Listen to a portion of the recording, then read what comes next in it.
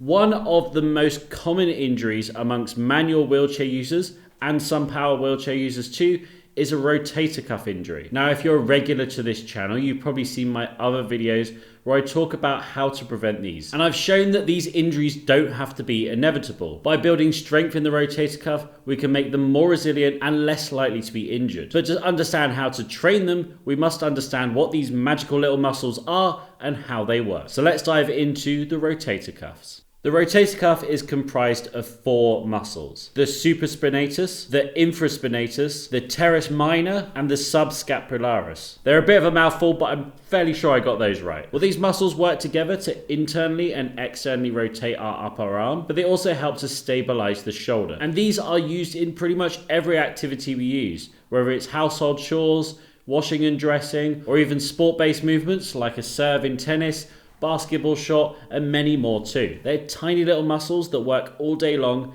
but they do respond really well to strength training to make them more robust. However, because they're small, all of these movements that we're going to talk about are gentle movements using a light weight. We don't need to go heavy with these, we just need to get the strength training in. However, by strengthening them with light resistance exercises, we can make them more resilient and therefore better at doing their jobs and less likely to get injured. Now we have a better understanding of what the rotator cuffs are and how they operate. We can take that information and choose some exercises that work for us as a wheelchair user.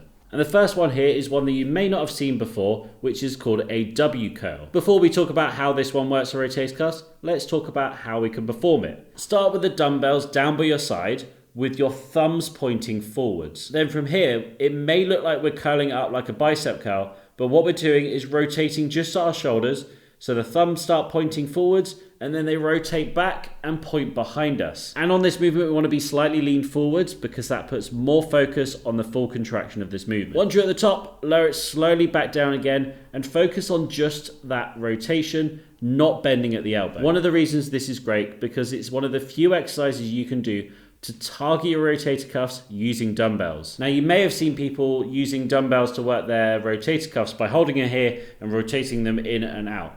But this isn't working the rotator cuffs. In fact, it's working the biceps because the dumbbell wants to go down and you're resisting the movement. And here, although it's rotating, it's not engaging the rotator cuffs under tension. Whereas with the W curl, we are actually going against gravity using those dumbbells for great effect. So let's go back to this movement with the dumbbells here. It's not effective with a dumbbell, but there is a way we can make it effective with a resistance band. Tie up a resistance band around about your belly height, hold the band next to you, tuck the elbow in, a 90-degree angle in the elbow, and rotate that out. Now, before the dumbbell was wanting to go down towards the floor, but the resistance band wants to go back towards the pole. So as we go through this range of motion, our external rotators are contracting and getting good engagement in those rotator cuff muscles. Then return it nice and slowly and go for a nice controlled movement with a light band. Remember, we don't want to go heavy with this. This is something that I personally do before every single workout. It means that I'm both working those rotator cuffs every single day because they are designed to, and I'm making sure they're nice and warmed up. So going through any other movements, I feel like they're already warmed up, primed,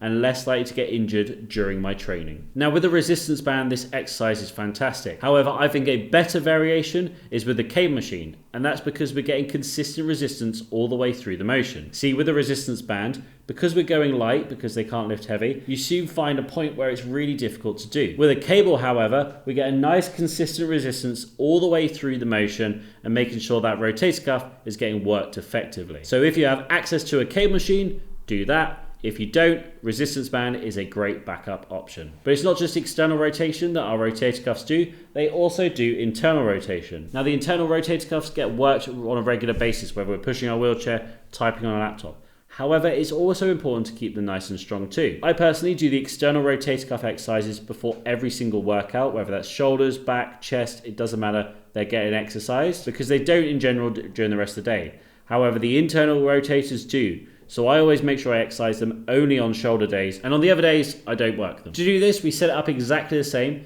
except for the resistance band is on the other side, and we're pulling it in towards our belly here. Releasing it nice and slowly back to the beginning and going through the amount of reps we need to do. And again, we've got the resistance band version here, and we've got the cable version. The cable machine is better, but you don't always have access to it, so getting the resistance band working in can be a great option. For these exercises, we want to go for a lighter weight and a higher rep range. Maybe 3 sets of 15 to 20 reps and going nice and slow and controlled. And if you're feeling a burning sensation in your shoulder, that means you're hitting them. If you have any comments, questions, or concerns about any of the exercises I've talked about, then let me know in the comments section down below and I will help you on your rotator cuff journey. If you did like the video, hit that thumbs up button. It really does help the channel out and it makes sure this video reaches the people that need it. And if you're new here or you haven't already, be sure to subscribe for more great videos just like this one and many more coming in the future too. Thanks again for joining me today and I'll see you in the next one. Goodbye. Are you ready to start your fitness journey? Then sign up now at adapttoperform.co.uk and get access to hundreds of workouts specifically for us wheelchair users.